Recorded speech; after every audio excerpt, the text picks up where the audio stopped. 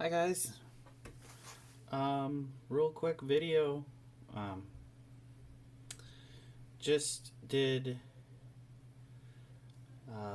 porting of my original graphics library for Turbo Pascal for CPM on the Z80 to the new technique that I showed in my last mini video. And then went about putting it into existing code that I already had written, and then I also was able to port another piece of source relatively easily for doing a Mandelbrot plot. But I wanted to kind of show you some of the things that I've been working on. So this is my original game test demo that I featured. This is a Atari wired NES controller. And the reason I'm showing you that is, I mean, you're familiar with this program if you've seen some of my videos. I really dialed in how this works. Was able to get the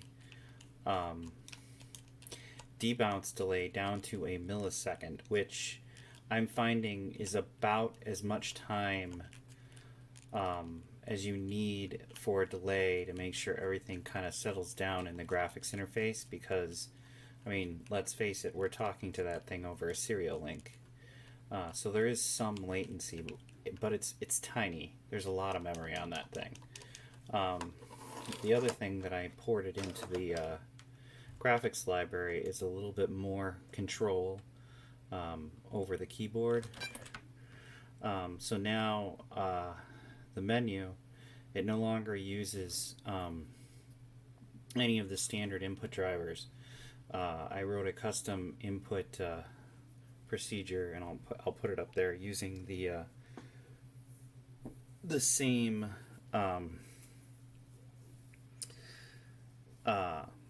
BDOS call that I used for handling control codes that I'll show you in a second.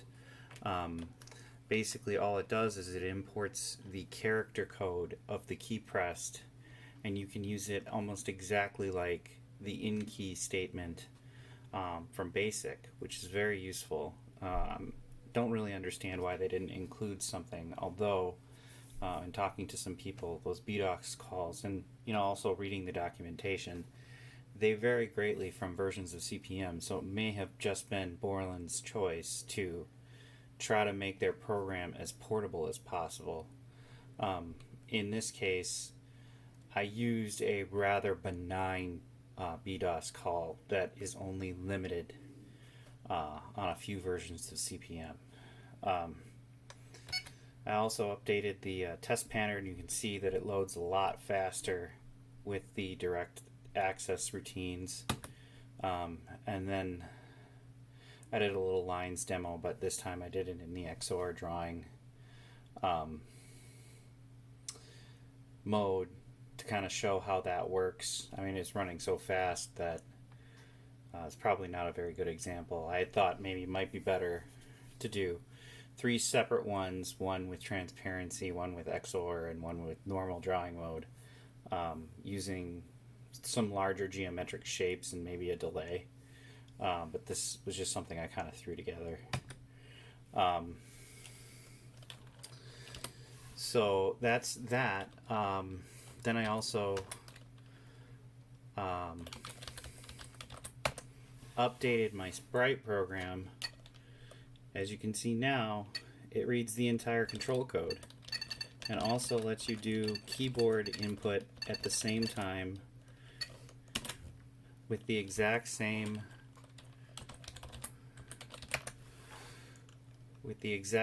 latency as the joystick test. I wanted to actually incorporate the joystick into this as well, but it'll also catch control codes sent by the keyboard to reset that counter.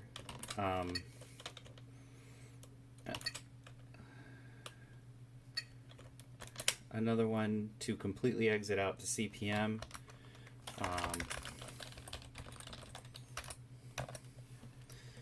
And then one to early end.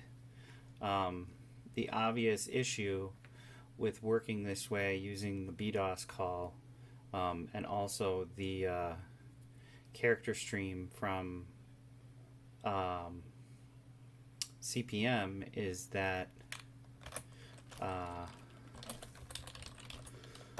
when you run the control codes and the keyboard codes in, due to the loop used to read in that control code, there's a slight delay when it's taking in input from the user that would cause key presses to be missed, and it's unavoidable simply because you're using the exact same space to read input from the user as you are using to get output from the serial interface or the graphics adapter. So there is a slight delay. That can be completely eliminated by using input from another source, like my joystick adapter. I had to rewire it 3 times. These two obviously aren't in the computer. This particular one, the fire key wouldn't work, and I'm fairly certain it's just a short on the board, or a capacitive short. This one, the right key wouldn't work, and I've had pictures up of this on the DIY forums, and I mean, I'm sure there's a short in that. I should have taken pictures of the new interface before I glued it into the computer, but I just ran out of time and completely forgot. I also cleaned up 2 of these calculators that I got at Goodwill. Managed to get most of the writing off the back, but you know, this is some kind of whiteout or marking pen. I don't know what it is. Maybe it's just paint. If anyone knows how to get that off this kind of plastic, let me know. I mean, I scrubbed this one for twice as long in rubbing alcohol. And it's so much so that on this one it actually started to fade the plastics a little bit. I don't know quite what else to use. Maybe goof off. I also shot some video, which I'm showing you right now, of the cleanup of these calculators. When people leave the AAA batteries in, a lot of the board is saved because on these calculators, at least the old ones, there's a RF shield that goes from the bottom of the interface to the top.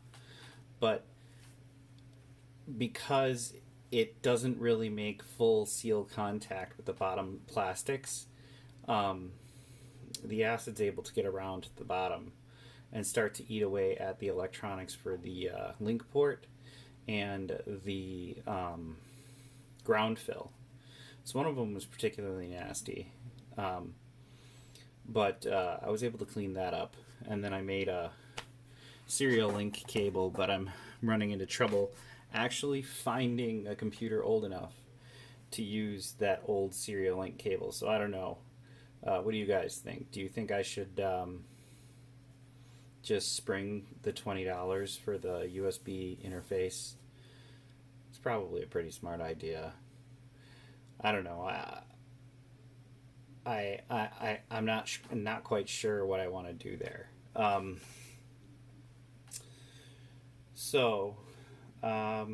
Was a pretty quick video. Still kind of working on my tile mapper and a game. Still intending on porting something, but you know, when you start picking up writing an application with stuff that you haven't worked with in a while, you end up writing more tools and things, create examples for yourself than anything else. The other thing I wanted to show you,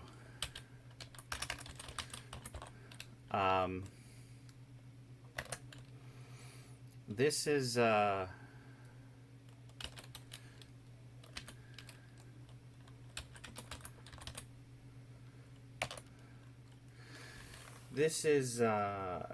Andrew Williams' source code for creating a zoomable Mandelbrot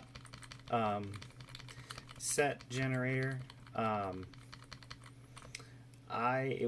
It took me less than 5 minutes to port using my graphics library. He had done the graphics routine in 808.6 assembler or 808.8. I'm not sure. Probably very similar. And in any case, the whole area of his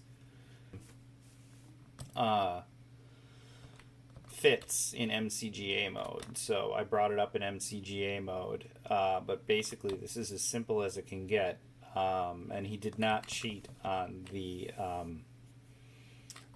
convergence testing, so you get a nice round circle around the rendering.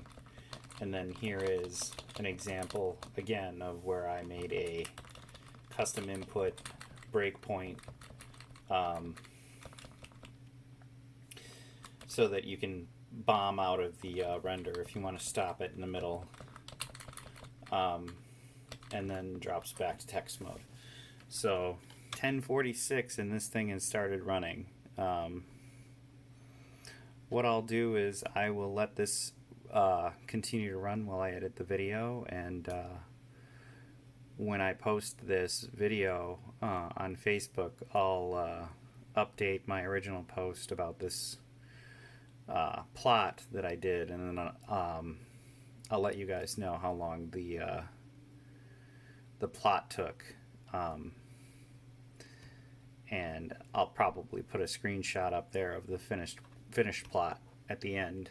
If you guys have any questions, I'm going to be starting to push out some of this source code for my library, my custom libraries for the graphics. So I hope that you guys like this. Trying to keep things interesting. It's hard to find time always to do this stuff, but I hope you guys like it. So if you like what you've seen here, I'd like this place to be a little bit open. If you want me to try something out on the PiGFX interface that you're interested in seeing before you commit to incorporating one into your project, or if you're just plain interested in some of the capabilities, shoot me a line, post up a comment, and if you really like the video, like it. And don't forget to subscribe so that you can see more of this stuff. I'm always interested to hear what people think, and excited to learn new things. If you think there's something that I can do differently, I'm very receptive to feedback. So I hope you guys enjoyed this, and have a great weekend, rest of your weekend, rest of your week. Everyone stay as safe as you possibly can, and I'll see you guys next time.